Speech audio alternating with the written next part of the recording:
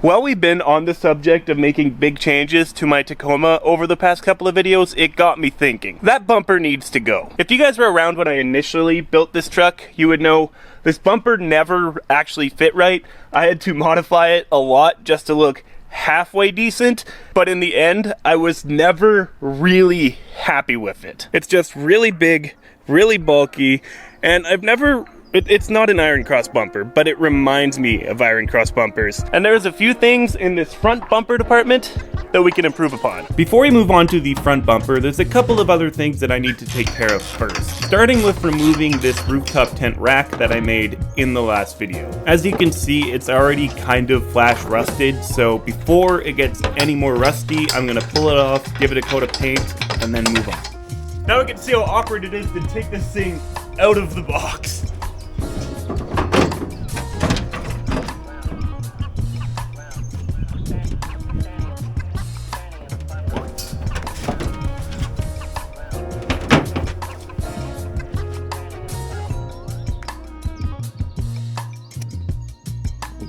I was actually expecting it to be heavier, so that's nice. I was only able to weld so much of this rack with it installed inside the truck. So I'm using this opportunity with the rack removed to finish welding all of the areas that I couldn't quite get to.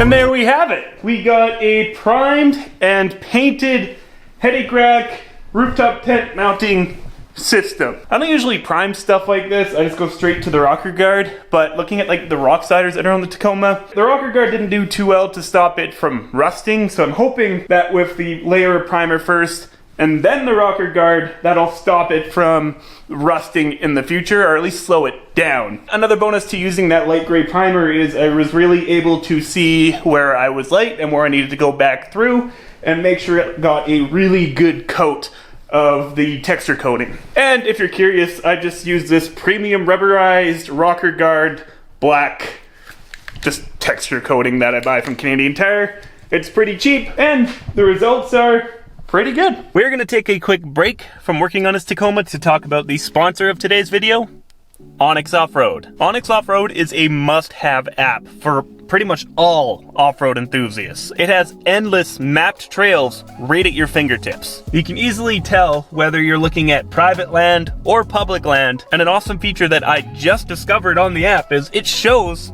where the wildfires are. So I can see here there's one by Horseshoe Lake. You click on it, and then it gives you all the information right there. What an awesome tool for planning your routes, because now we know to avoid the horseshoe area next time we plan on going out. All that plus features like offline maps, go and track. You guys should really just go check out Onyx Off-Road for yourself. Use my link in the video description and use coupon code Dirt.Garage if you upgrade to Elite. Anyways, let's get back to the video. I've been driving this truck for, well, probably over a year with a clutch that is slipping and slowly dying. And now that we're getting into summer season here, that means we gotta get this truck ready to go on some adventures.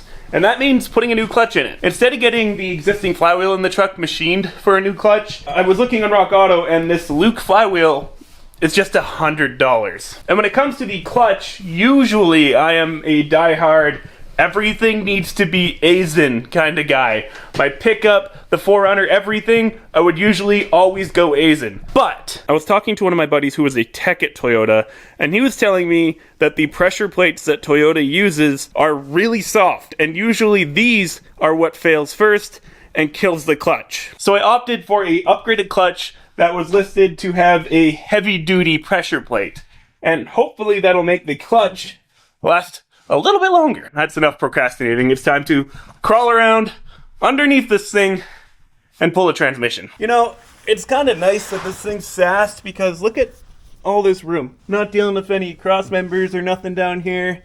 Looks like pretty easy access to everything. Slaves there, starters up there. Bell housing bolts don't look too awfully terrible to get off. I think I'll be able to get away with just unbolting the tranny and unbolting the transmission mount from this crossmember and just sliding it back, holding it up with ratchet straps, and then doing the clutch up here underneath the truck instead of pulling the trans completely out and then having to figure out how to go whoop back up into place. Either way, it doesn't sound like fun, and I'm not looking forward to this, but it needs to happen, so let's go. Just trying to disconnect and fish out the harness that goes to this transmission probably took me longer than it would take me to remove a whole transmission from an older truck. It is so tightly bound up over the top of the transmission, and there is very little access to try to pull the harness out.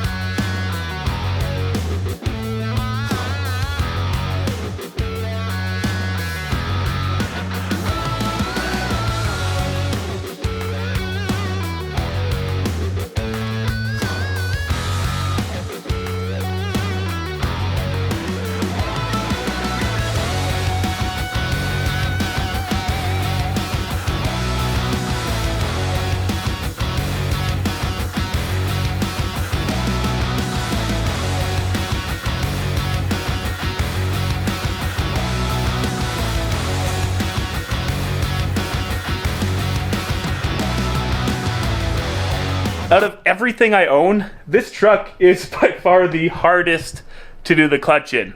But we got the old one removed. The clutch itself actually isn't the worst I've seen. I mean, it's bad. It's down to the rivets. But I've seen worse. It's still in one piece. The flywheel, however, is just full of these hot spots. And I can feel big pits where each of these hot spots are. Same story with the flywheel. Look at it. You can physically see the indentations on this flywheel where all the hot spots are. Of all the clutches I've ever done, this is the only one where I've seen it wear so crazy like this, yet the clutch still be mostly intact.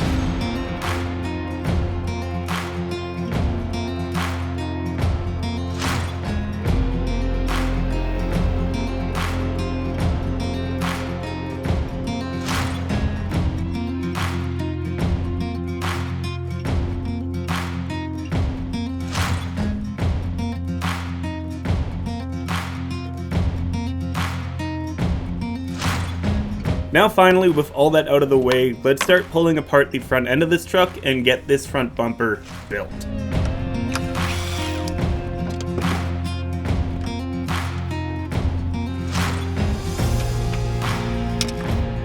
Bumper is off. So I got some help to pull that off. I forgot to film, but let me show you what we're gonna do next. These trucks have a really low crossmember here that just drops straight down from the frame. The idea is to tuck the winch as high and far back as possible and completely eliminate this lower crossmember. I think I'm going to do a crossmember that integrates into a winch mount. That way it'll just look cleaner, it'll be super high clearance, and then from there we'll do some tube work and tie it all together. I'm a little worried about cutting out this crossmember and having the frame do weird things, like trying to buckle in or out or something, so I'm gonna make enough room and put a temporary crossmember in between just to hold it in place, and then we'll get to work cutting the whole thing out.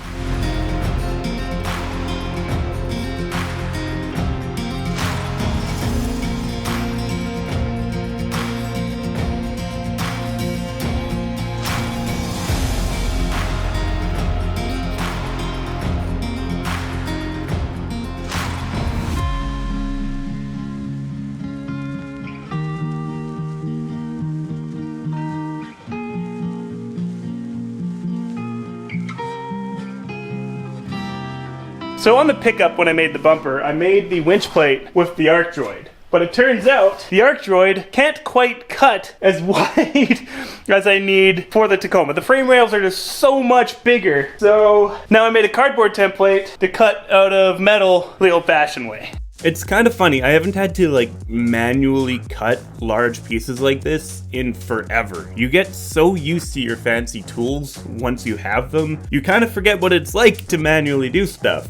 And I was totally prepared and actually about to cut this piece with a grinder when my buddy Nick was like, can't you just use the plasma cutter that is attached to your arc droid? And believe it or not, this is the first time I've used the plasma cutter not attached to the arc droid. I just forgot that I could do that, which of course made life a lot easier and made this cut go a lot faster. And yes, the arc droid does sell an attachment. It's called the X2, which would essentially double your cutting range on the arc droid, and it would have made the arc droid capable of this job no problem, but I don't have it.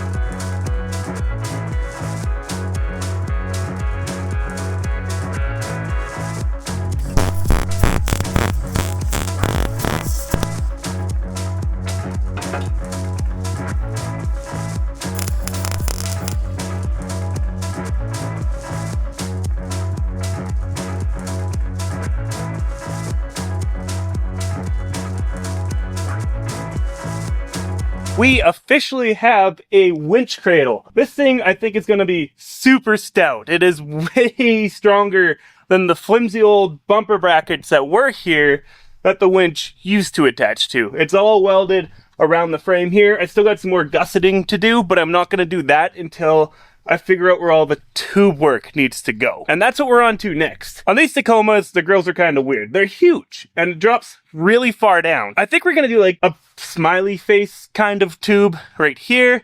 And then we'll grab another tube that'll kick whoop, whoop around the corners. And they'll tie directly into this cradle. The tube work side of things, I am going to make removable. Obviously, this winch cradle isn't removable at all. The winch cradle is actually now doubling as the cross member that used to be in there. So it's just welded solid in place. So to tie on the tube, I'll probably make a couple of brackets that like bolt to the face of this thing and then kick up to grab this tube. And then same with off the sides.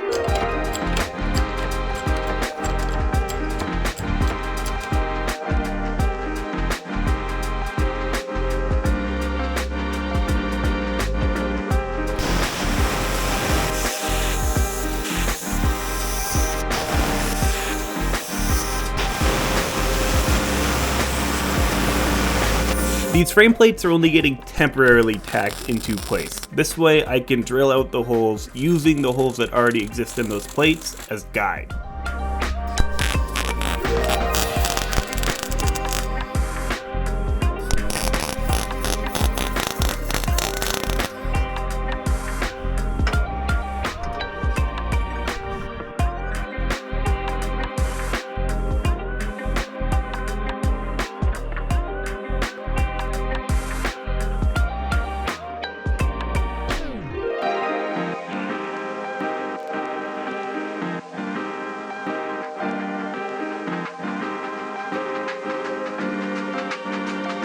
Well, that's about all we got time for in this week's episode of Dirt Garage.